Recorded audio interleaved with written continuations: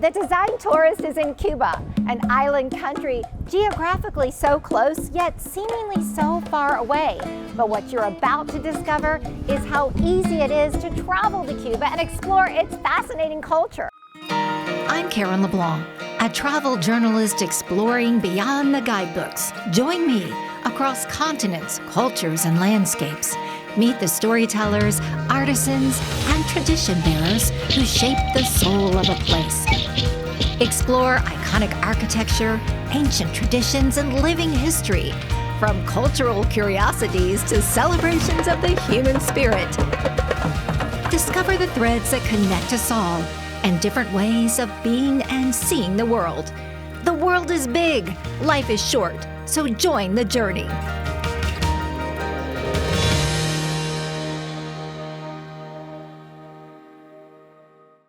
I'm traveling to Cuba to explore the central part of this island nation, the cities of Trinidad and Cienfuegos, both home to UNESCO World Heritage sites, colorful colonial architecture, and a fascinating past and present. I flew into Havana from Florida on a direct flight. I'm traveling on a journalist visa arranged by AC Journeys, a travel agency specializing in navigating the rules and restrictions for U.S. citizens vacationing in Cuba. Jose Pineda, owner of AC Journeys, wants to show me his native country through the lens of those who live there, rather than the stereotypes and tropes popularized in mass media. On our way to Trinidad, we passed through Viñales Valley, which is filled with steep limestone hills called Moghotes. Erosion caused limestone caves to collapse millions of years ago, leaving domed hills resembling small mountains. We stopped to explore an oddity at this UNESCO World Heritage Site, a series of painted Moghotes depicting Cuba's first inhabitants. The Cuban painter Virgilio González Murillo, who studied with the Mexican muralist Diego Rivera, painted the Moghotes over a 4-year period starting in 1960.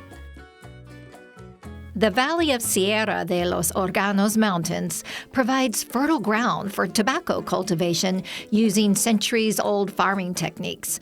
I wanted to learn why Cuba produces world-class cigars from Cohibas to Monte Cristos, so I met up with tobacco farmer Sergio Camejo at the Moghotes. He arrived on a motorcycle to guide us to Bonito Farms. We're gonna drink some coffee in the house. I'm gonna invite you, and later I'm gonna show you everything about the farm and how to roll a cigar, how we plant the seedlings, everything, okay? I like his thinking. We start off with a cup of Cuban coffee.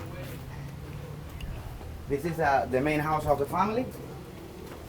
We have been here for 5 generations already. 5 generations. Yeah, here you can see a photo of the first one. They came from Canary Islands, Spain, in 1840. And this house was built previously in 1895 and was rebuilt in this form in 1946. So you're a 5th generation tobacco generation. farmer. Yeah.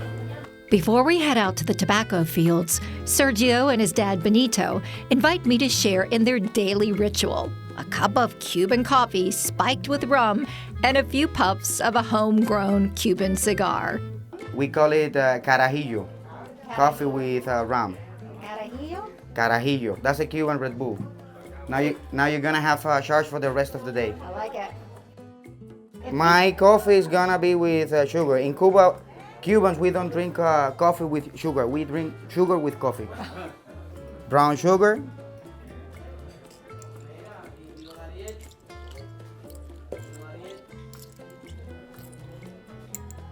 And that is what we call a Cuban coffee.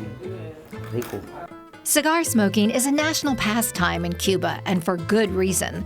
The country produces world-class cigars from highly prized tobacco. As a U.S. traveler, I wasn't allowed to purchase and bring back Cuban cigars to the United States, but I could smoke as many as I wanted while visiting the country.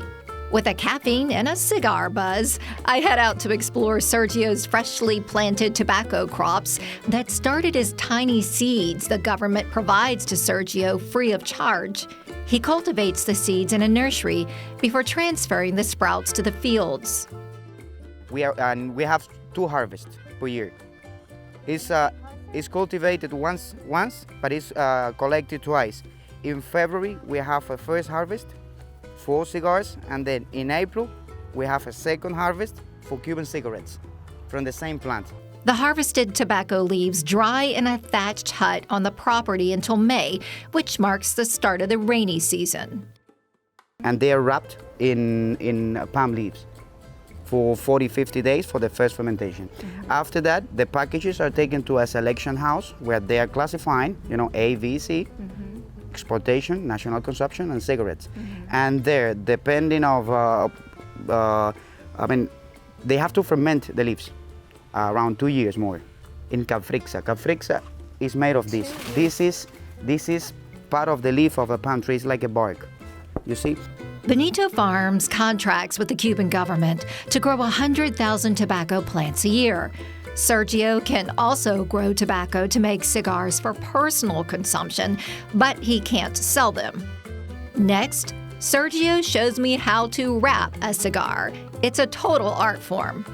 Now, I'm ready to smoke the finished product, or so I thought. And when a cigar is just made, it's not advisable to smoke it. Why not? Because it's gonna taste bitter. So how long should it sit once it's made? 3-4 days with paper. You wrap it in paper, the paper absorbs the humidity, and then it's gonna taste like the other ones. Okay. If you smoke it now, you're gonna feel it bitter and stronger.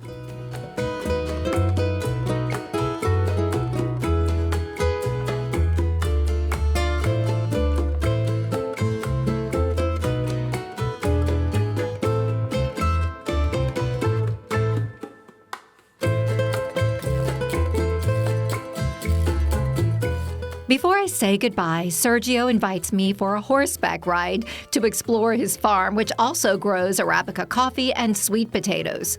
We ride along iron-rich red dirt trails surrounded by mogotes. The limestone hills provide an ideal microclimate for tobacco cultivation. Cuba's agricultural and cultural ties to the land link traditions to the table. Cuban cuisine is an expression of the country's history, heritage, and creativity. The path to understanding Cuba leads to the plate, which is where we are headed next. At Viñales, I dined at a farm-to-table restaurant overlooking gardens and crops growing organic fruits, vegetables, and herbs.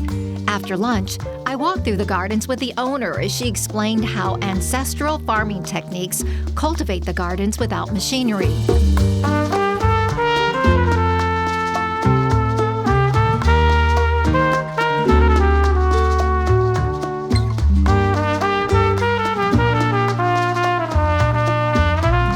My road trips outside of Havana were surreal experiences. As I drove through towns and villages, roads shared the right-of-way with ox-drawn carts, horses, cars, taxis, and trucks.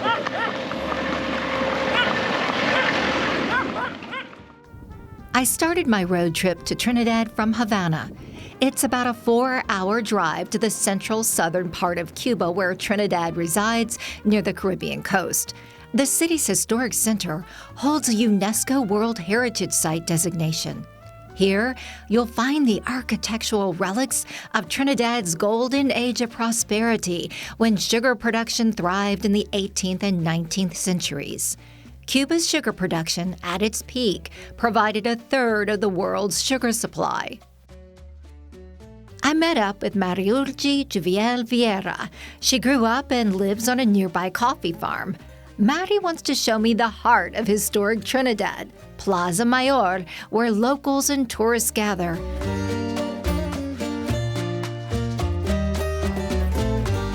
The remains of San Francisco Church and Convent, built in 1813, watches over the plaza. Today, the building houses the National Museum of the Struggle Against Bandits, which documents the counter-revolutionary insurgency in the Escambray Mountains during the 1960s. Visitors can climb the tower for panoramic views of Trinidad's colonial architecture and the surrounding countryside. This is where everything starts. 510 years ago, the Spanish like this little space to start the foundation of the little village called Trinidad. And then years later, with the sugarcane industry and slave trade, sadly, they became very rich, so they put that wealth on their homes. So if you look around this plaza, the houses show you, they call it like an Eclectica style, because each of them, they were trying to show off through their home, right? So all these beautiful homes today, they house museums, galleries, so they're all government owned. Trinidad's UNESCO World Heritage designation spans 1.2 square miles throughout the city center. Iron gates at various entry points limit vehicle access to preserve the area's cobblestone streets and colonial architecture. A few blocks away from Plaza Mayor, we arrive at a grassy patch with 3 wooden crosses, known as the Three Crosses Square. On Good Friday of each year, hundreds of locals walk together, carrying candles and statues of saints while chanting prayers in the Way of the Cross procession to their final destination at the square. Trinidad has a thriving art scene as a muse to artists and artisans who sell their creations in galleries, studios, and outdoor markets. Hi, hello. My name is Rodney. I am a Cuban artist, and this is my art studio. This is my art. My medium is charcoal. All the way I using acrylic and oil paint. Cuban artist Rodney Navarro works out of his home in Trinidad's Old Town, creating 3-dimensional works that explore the Cuban psyche. Most of his oil and acrylic paintings begin as charcoal sketches. Your art is dimensional. I see in this one, Yes. it comes off of the canvas. Yes, I like to put the real like this, like this, or like this. It's a different paint. So as I look around, I see some common themes. I see the cage, I see the coffee pot, and I see you. Where do you get your inspiration? My inspiration is the Cuban life. The Cuban life, and Well, tell me about these over here because they're pretty dramatic. I using the self-portrait. It's like the freedom, the Cuban freedom. A few years ago, a lot of people go to the street, protest, and it's my medium to say something about this. It's, the Cuban, and I don't feel good when I see the people, the Cuban people, and the police fight. You know, I feel this, and I paint this painting. The Cuban and the police. So your art is the way that you express yourself and also social commentary, right? Yes. Rodley's art has a surrealist quality, disturbing at first glance, but a closer look reveals beauty hidden in plain sight of Cuban life. He often paints his daughter, embedding everyday objects in each canvas. Rodley is formally trained as an artist, and he's exhibited his work both nationally and internationally. He says he struggles to make a living in Trinidad, selling most of his art to tourists because locals can't afford his paintings on a government salary. He dreams of one day exhibiting his works at Art Basel.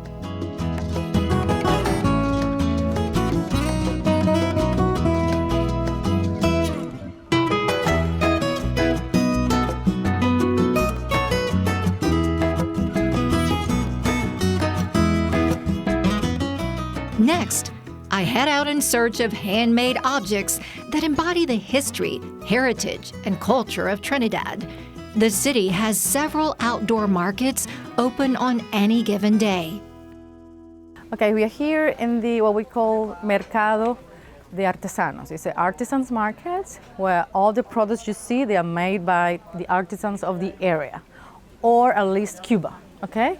So many of them, they are working on their tables sometimes. And the good thing about this market is how they have been recuperating the old traditions, like embroidery, working with wood, with seeds, national products, you see? Things like that. So it's been very good. The tourists, they like it. It's a Cuban souvenir, but it's also a way of living for these families and the same artist, you know?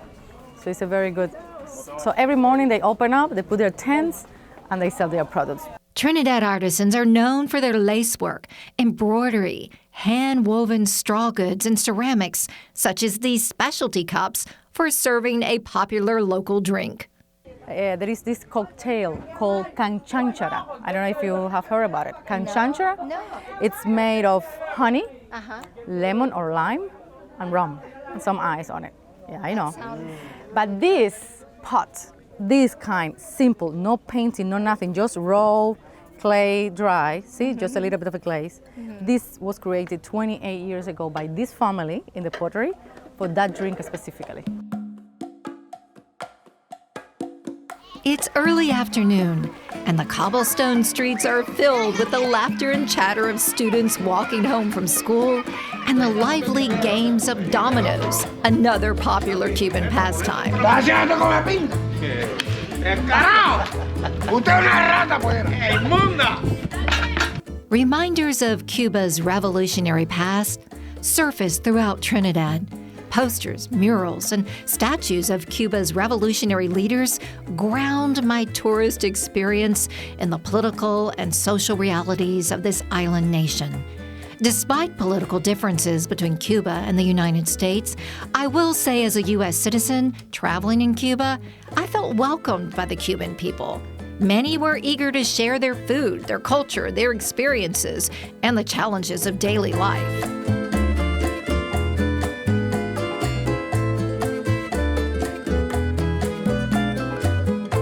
Nature has a way of providing common ground, no matter the culture or creed.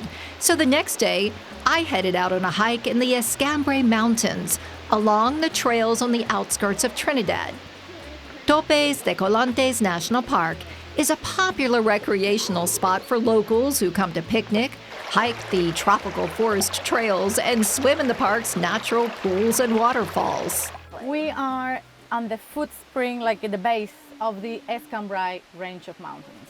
So it's close to Trinidad City, but it's the base of the mountains where I would say like all these tours go, the hikes, bird watching, different things we do in the countryside area. We head out on a trail leading to the Javira waterfall, about a 2.5-mile round trip.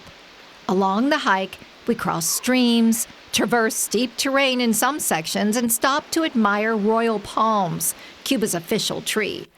The Cuban government maintains the trail with bridges, stone steps, and railings at various points. This beginning of the trail is famous in the history because they say that many of the runaway slaves trying to leave the sugar cane plantations in the nearby area, they took this same path to access the mountains. So they call it the Cimarron Trail. Cimarron is the Spanish name of runaway slave. So that's also the name of this path. But the whole area is called El Cubano Park. The Escambre Mountains have witnessed many pivotal moments in Cuba's history. It served as a hiding place for counter-revolutionaries fighting Fidel Castro's regime. It took Fidel's army 3 years, from 1959 to 1963, to clean up. It was called like that, limpia of the Escambray Mountains from those bandidos. Just Cubans against him. 3 years of still battle. Wow. So since 1963, all the mountains in Cuba, all the ranges, they were declared military zones. Oh, wow. Yeah, so that's why there is this agency called Gaviota, which is military. So they are the ones who work on those ranges, see? So this trail, this entrance fee we had to pay, it belongs to Gaviota, the workers, the infrastructure.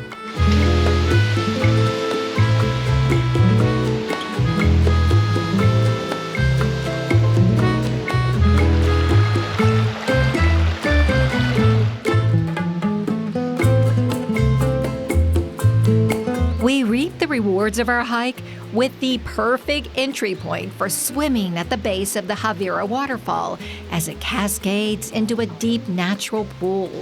More adventurous hikers can jump from the mountainside into the waterfall further up the trail. I find the perfect vantage point to rest and reflect on the forest's blissful beauty.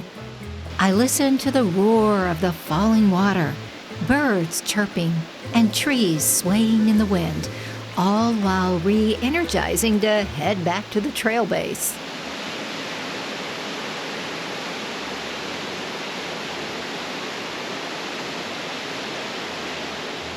Northeast of Trinidad, about 7.5 miles, lies the Valley of the Sugar Mills, a UNESCO World Heritage Site, which is where I'm headed next. I stop along the way at a lookout point for sweeping views of sugar mill ruins. At its peak of sugar production, the region housed over 50 sugarcane mills and was worked by more than 30,000 slaves.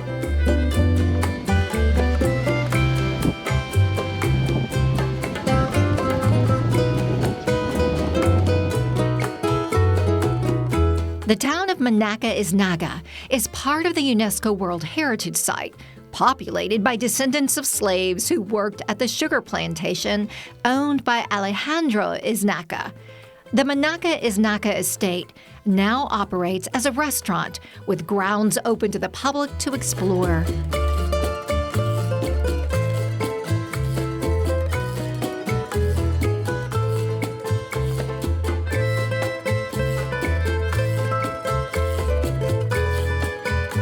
The owner built a 148-foot tower in 1816 to oversee enslaved workers and monitor the sugarcane fields. The iconic landmark is open to the public, so I climbed 136 steps up 7 levels, each with open panoramic views of the valley. It was built in 1816 to survey the slaves or the plantations, they say, but we really believe it was more to show off power, because this family, Naga, was a very, very rich family. They owned more than 500 slaves. 4 different sugar mills in the whole valley belong to them.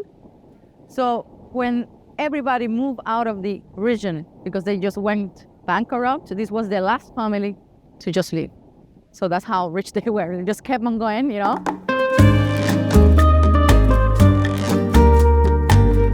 While visiting Trinidad, I stayed at La Casona, a hacienda and former equestrian estate in the city's historic center. Generators powered the hotel due to widespread and unpredicted power outages in Cuba. I remind myself that unpredictable power and fuel supplies and unreliable Wi-Fi are some of the daily challenges that are part of embracing another's reality with grace, patience, an open mind and heart.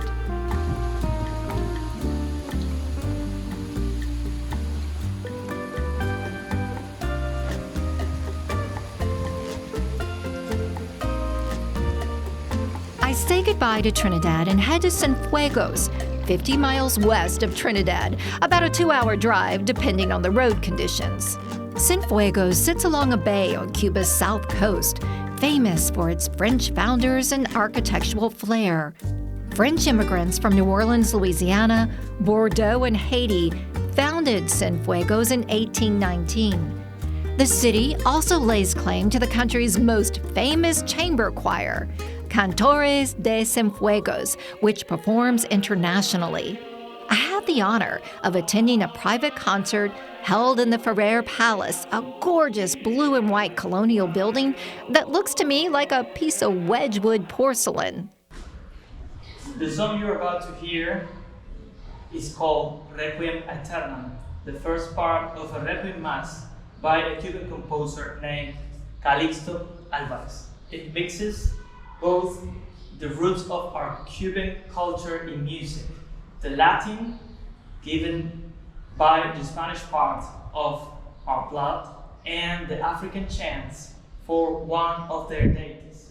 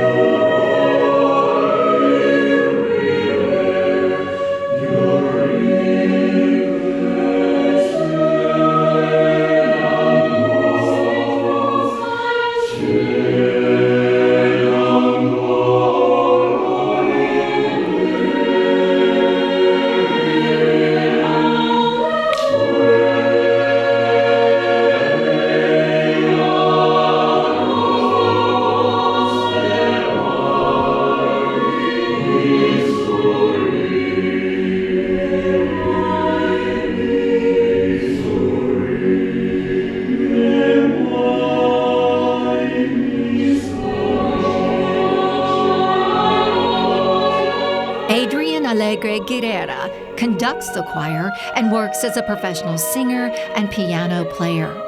Cantores de Cienfuegos is a source of civic pride dating back 100 years when Father Piero de Uritiaga gathered the first male members in 1924.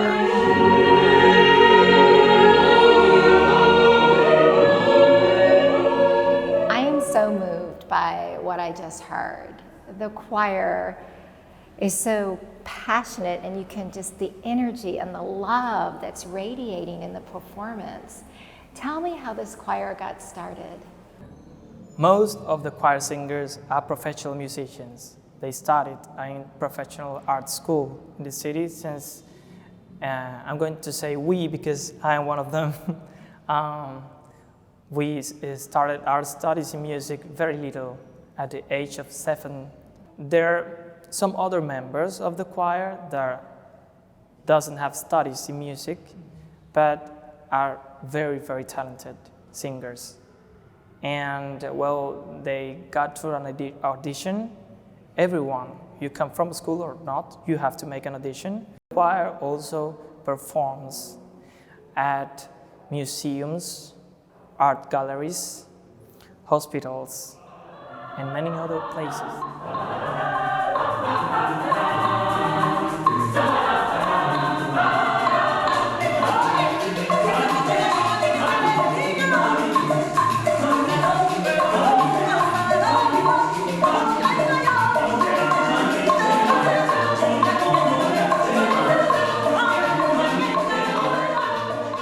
What really makes a difference with Cantores de Cienfuegos sound is that everybody in here loves singing, loves music, and they project that while they're singing and while they're moving on stage, and that's really marvelous. I mean, as a conductor, I have to give them that push of energy, and they give that energy back to the audience, and then everyone is connected and everyone is feeling, but everyone just got a shot of that pure energy, and that's amazing. Well, I certainly felt the energy. I was very, very moved. After my concert, I met up with Cienfuegos resident Ani Carillas, who is taking me on a tour of the city's historic center, a UNESCO World Heritage site. I couldn't film Annie because she is a new initiate of Santeria, an Afro-Cuban religion. The year-long process requires that initiates only wear white and avoid photos, mirrors, and physical contact with others to protect their spiritual energy.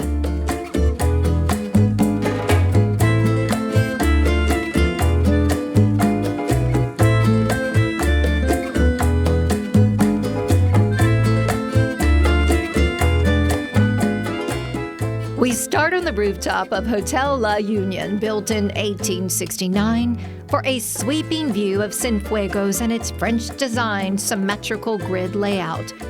Red dome buildings dot the skyline as distinctive architectural features of the city's French neoclassical architecture. Cienfuegos is known as the Pearl of the South and the City of the Domes. We have a lot of domes all over the city. The people who came here, the main population of Cienfuegos, we were not Spaniards 100%. We were founded by French Creole who came from New Orleans and Louisiana, 46 of them. Spaniards, they didn't want to have a village here, very swampy area, very difficult land. The waters near this area were not good for drinking, but well, they came, they were brave, they got a dream, and they did it. We head to the main square in town, Parque José Martí, where a statue of the Cuban hero stands honoring the poet, writer, and revolutionary leader who fought for Cuba's independence from Spanish rule. In 1898, Cuba gained independence from Spain, 3 years after Martí's death. Many of the city's iconic buildings surround the square, including Thomas Terry Theater, the Cathedral of Immaculate Conception, and the Triumphal Arch, erected in 1902 to commemorate the establishment of the Republic of Cuba.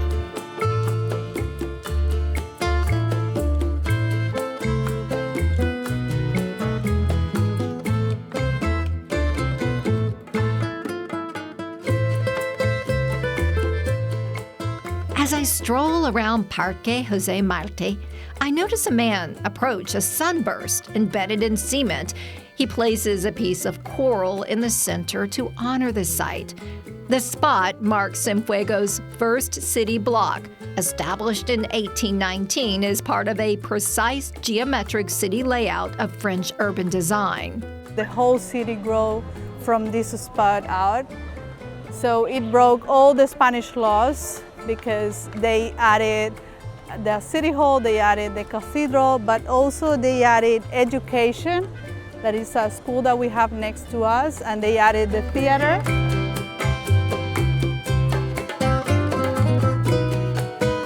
As I drive along the Cienfuegos waterfront of the Punta Gorda neighborhood, a Moorish mansion comes into view.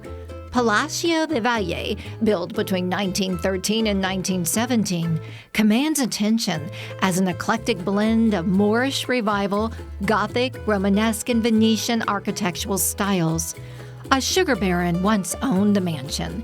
Today, the property operates as a restaurant and a cultural venue with panoramic views of Cienfuegos Bay from its rooftop terrace.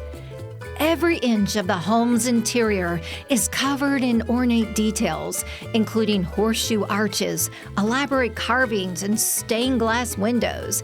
It is a lot to take in.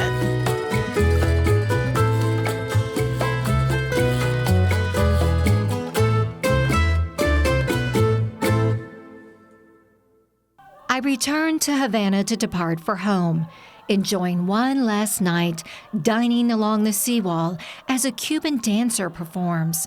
Her passion is palpable and reminds me of the soul-stirring energy that I encountered throughout my travels, from the performance of the Cienfuegos choir that brought tears to my eyes, to the impromptu street dancing and the boisterous domino games.